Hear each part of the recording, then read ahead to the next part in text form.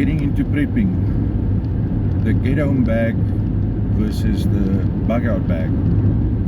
Good morning everybody, Christo here from Getting Into Prepping.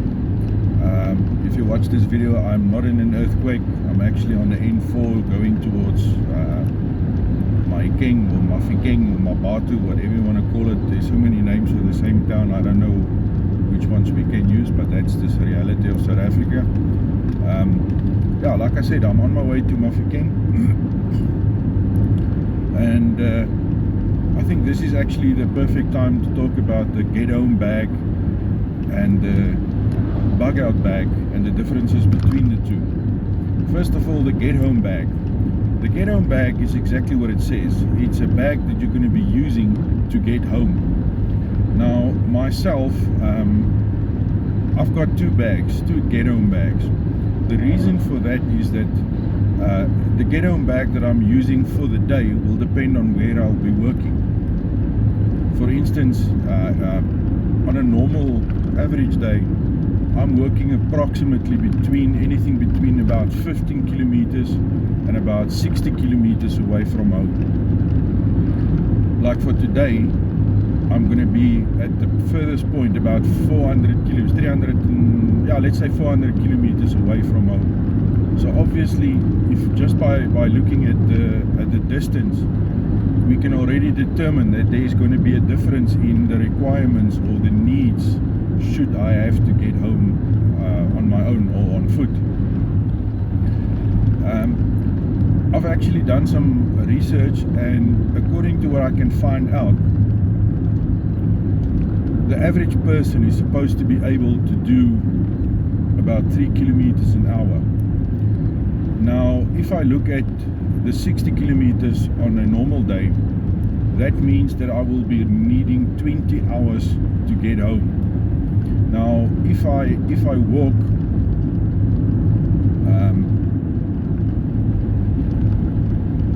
at a pace of 3 kilometers an hour for 8 hours, that means that I should be able to get home in about maybe 2.5 days.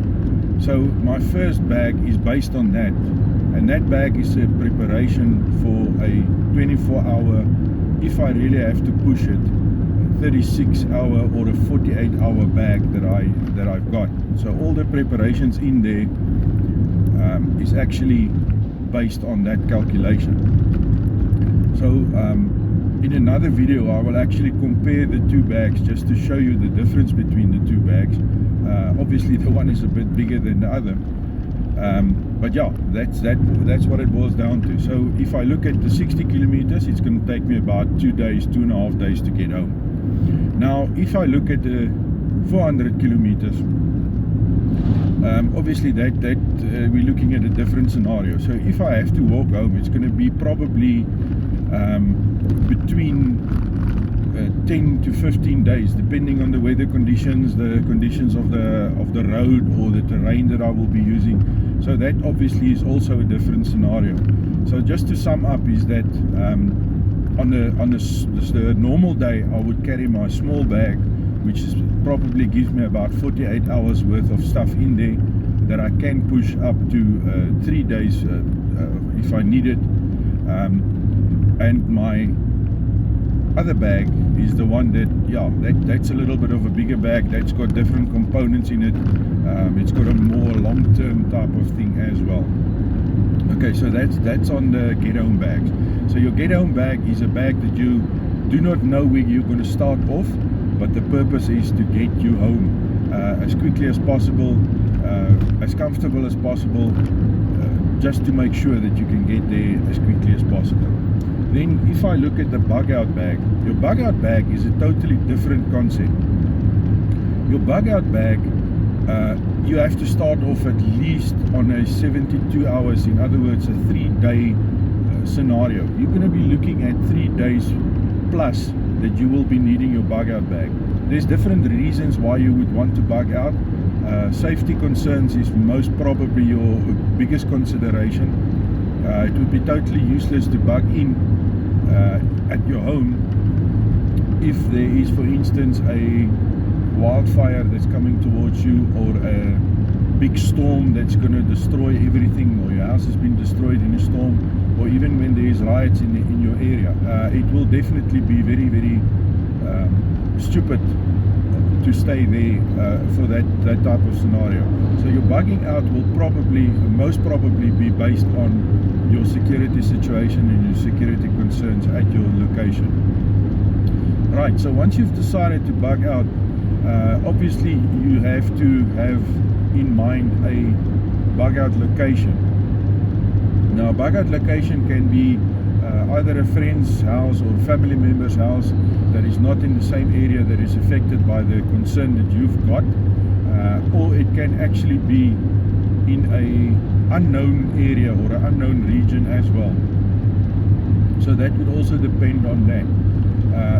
So your bug out bag is to get you to your next location and even some sustainment on or after you've reached your destination or goal. So that is in short what the difference is between a bug out bag and a get home bag. Like I said, I will discuss these two things in future videos, and I will also just give you an example or a rundown of what I've got in my different bags. With that, thank you for spending time with me. Thank you for watching the video. Please do like, make a U-turn, then turn left. Yeah, obviously you could hear that my GPS was not in sync with my planning of just stopping for some petrol, but I will make that U-turn a bit later and continue with my trip towards Mafeking. But as I was saying, thank you for spending the time with me, taking the time to watch this video. I hope that it will give you some advice or some clearance on what the different stuff is that we're talking about, and that like I said, I will be going into the details a little bit later on the different bags and how it works and what is contained in that bags and the reason why I've got the stuff in the bag that I'm carrying for the day. So with that, enjoy the rest of your day. I'm going to try and enjoy my day. It's not been a good day up until now, but yeah, it's like that. We have to prepare and be prepared to take anything and everything that's coming our way.